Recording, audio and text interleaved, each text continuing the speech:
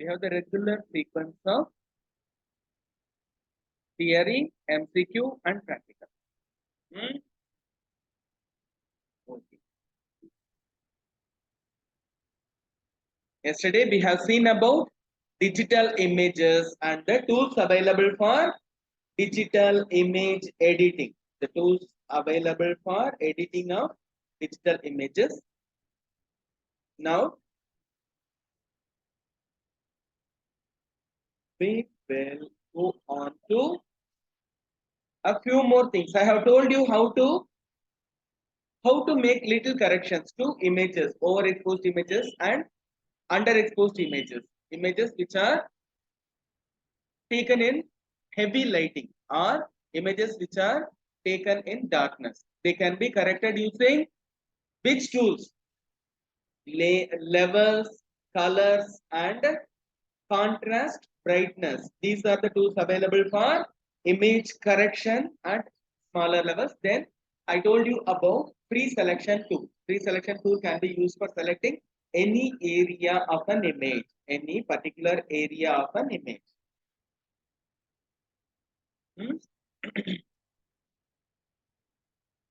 Now, dots tool, blur tool, gradient tool. Gradient tool is used for applying colors at different varying levels. The same, you can say you wish to apply green color or blue color, whereas the color may change from high intensity at top to low intensity at bottom, nearly white at the bottom, nearly black at the top, and varying in gradient. Gradient means gradual change in color. You can use single color or you can use multicolor gradient, changing from one color to another in a gradual manner. Gradient fill, blur tool, dots tool, all these will be used by you during the practical work. Whereas blur tool will, what is it? You wish to make certain areas less prominent. Maybe somebody has got some scar on the face and the person wishes to hide it, at least not to make it prominent. You can use blur tool to make it less prominent, make the area less prominent. Then dodge tool will erase the area and make the average out of the area. Dodge tool. Normally dodging means dodging. What is dodging? You play certain games. Somebody tries to hold you, and you do what? You dodge. You escape from that person. Escaping with intelligence is called dodging. Dodging means escaping with intelligent move. Dodge tool. Then pen tool. Maybe we have seen all these things. And the last one is something like dodge tool, history brush tool. Okay. And clone stamp tool. I have forgotten to tell you about clone stamp tool. Clone stamp is an important tool. We will make use of the clone stamp tool today to restore a damaged photograph. You can restore damaged photos using clone stamping tool. Okay, I'll show you how. What is a clone? What is a clone? Clone. No idea? Clone. Anybody has seen S.J. Surya movie? An old movie by S.J. Surya. He creates an exact image of himself and continues with his business. Okay, normally clone is an exact replica of a person or an object. Clone.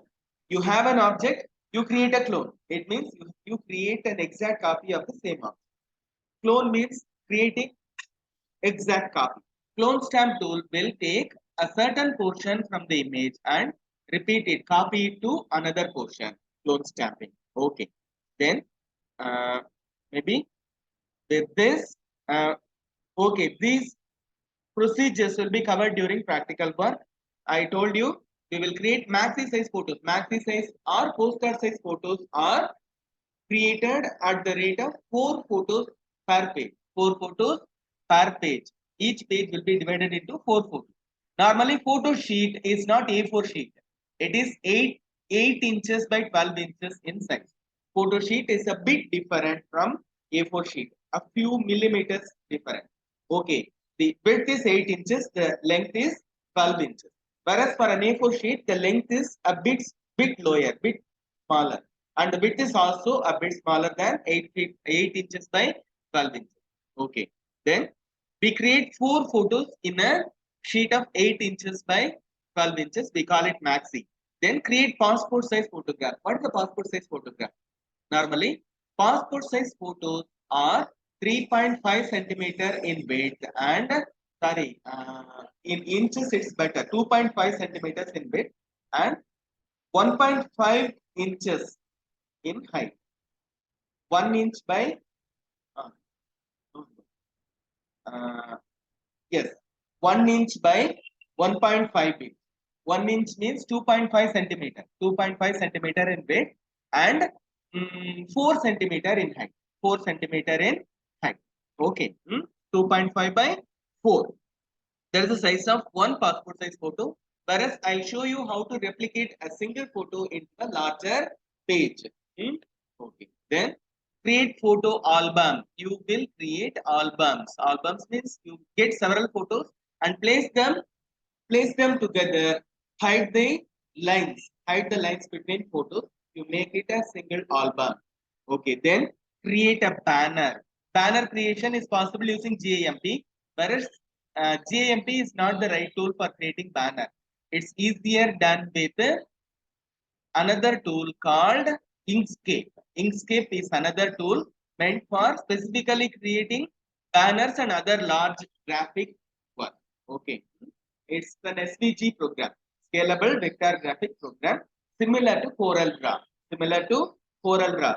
It's not as powerful as CorelDRAW, whereas for people like us, it's okay to use Inkscape instead of CorelDRAW. CorelDRAW requires heavy licensing cost, whereas we will not spend money on software.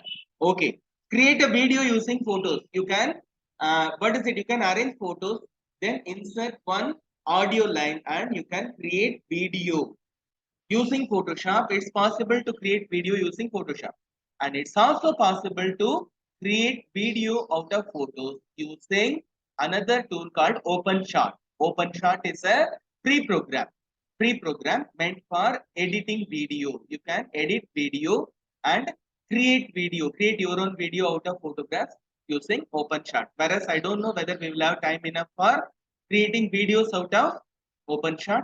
We will look at it. After JavaScript, we go on to image edit. Okay. Now, it should be the end of our theory portion on image editing. Whereas I'll go to the restoration of one damaged image using GAMP. Okay, it's only theory. It's not the practical aspect.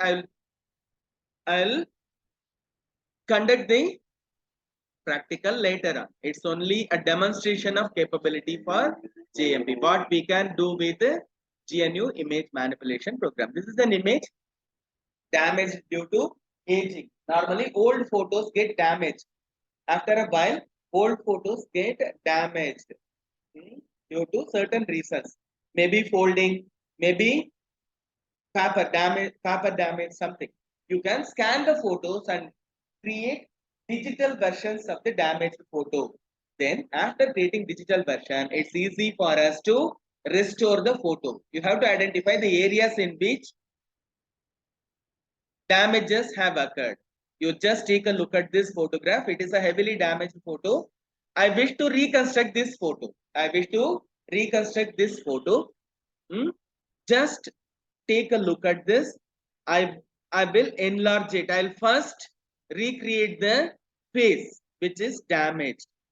This portion near the nose, it's a bit larger in size. I wish to restore this portion. I will use this tool. This is called the clone stamp tool. Clone tool or clone stamp tool. Then it takes a larger sample. You just look at the circle. It's a large circle.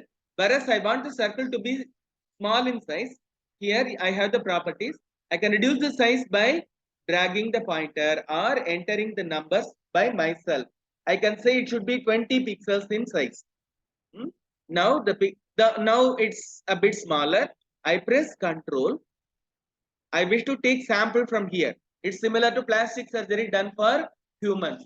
When somebody suffers some damage in skin, the nearest skin portion will be grafted and applied to the damaged area. It's called plastic surgery. This procedure is similar to plastic surgery. I take a sample from this area. I hold control. I have pressed it.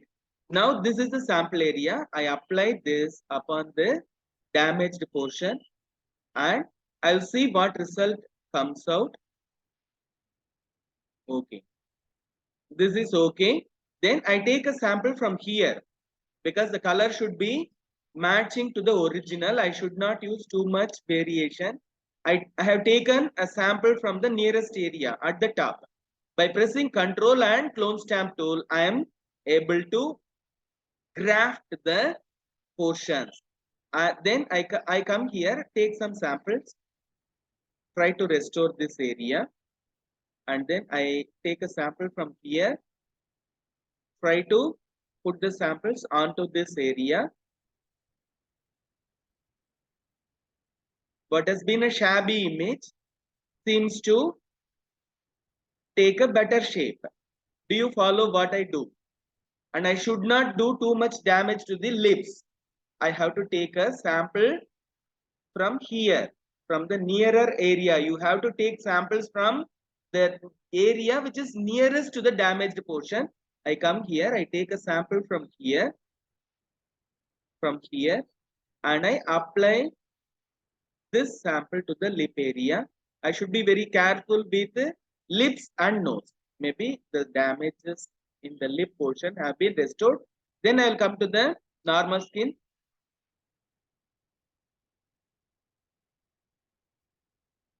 Do you simply follow what I do?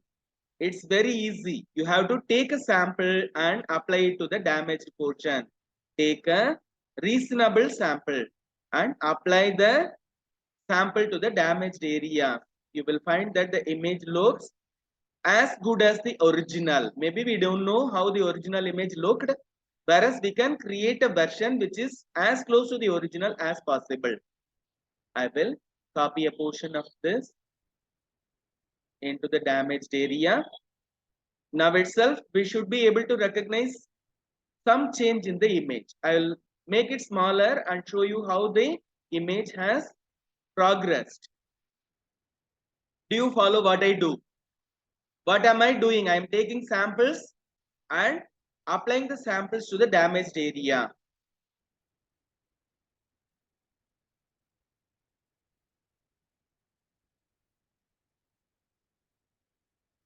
Then I take samples from here.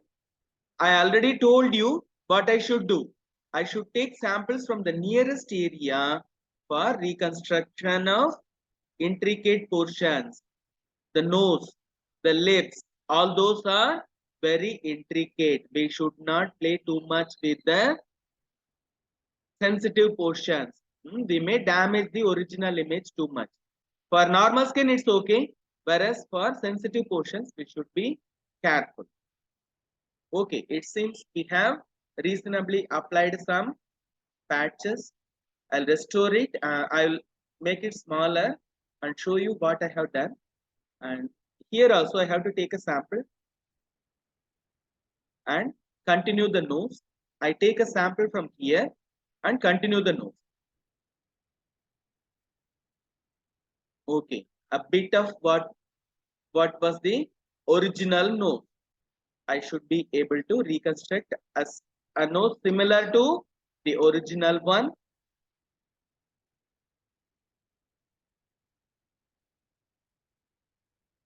You just take a look at this. It's a procedure. I have not done the entire work now.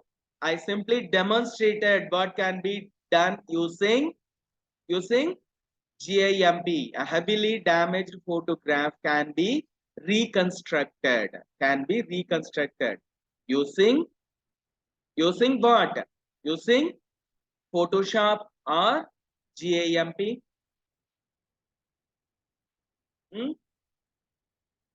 Do you follow this?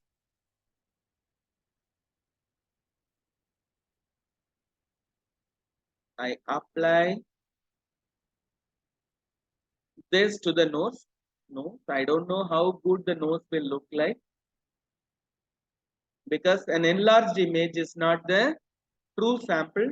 I will have to go back to the smaller version to see the effect.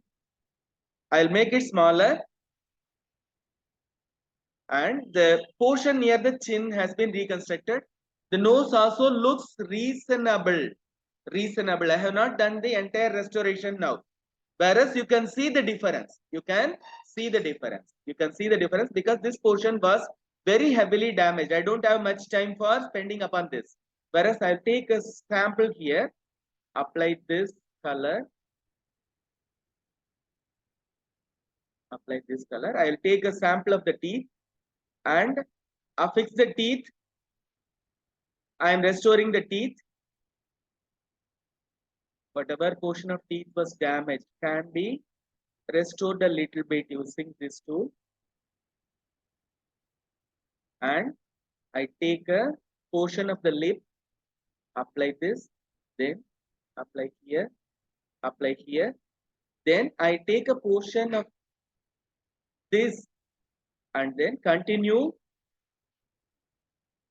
to close this portion. Hello, it's over. I'll close it within a minute, and you can see what we have done to this damaged image. You can, even now you can see whatever we have done to the image. Pravina. Okay, ma. You people.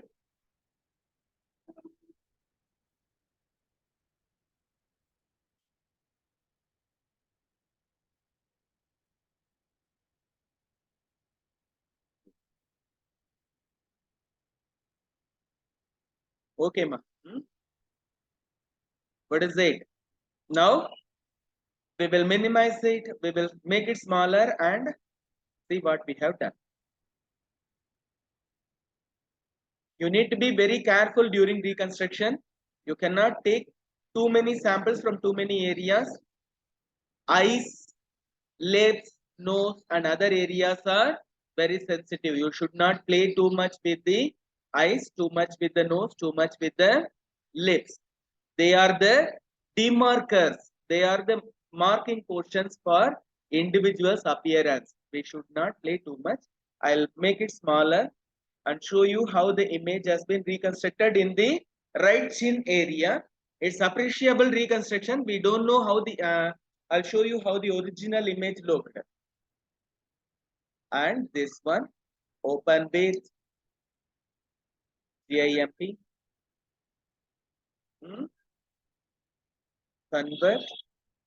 This is the original where nothing is clear in the chin area, right chin area, right. Whereas now we have reconstructed a semblance of whatever could be the original. Okay, we can do this for the entire image provided we have sufficient time. The rule is simple. You have to choose clone stamp tool. You take samples by pressing Control button and pressing upon the required sample area. Then you apply the same content to adjoining areas, restore the image as prudently as possible. There is no fixed rule for this. You have to apply your own mind for reconstruction. When the nose portion appears, you have to be careful in restoring the nose.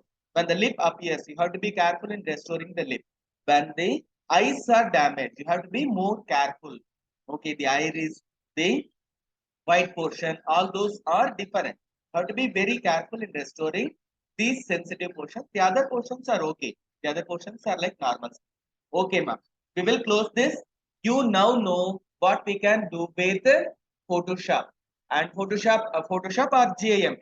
Okay. We can also colorize black and white photos. Suppose we have a black and white photo. You can add color. You can make the image colored image. You can create a colored image out of your black and white photo using the same tool, GIMP. Okay. If we have time, we will also apply color to a black and white image in the practical part. It's only a demonstration of whatever is possible using GIMP. We will close it. We will close image editing with this.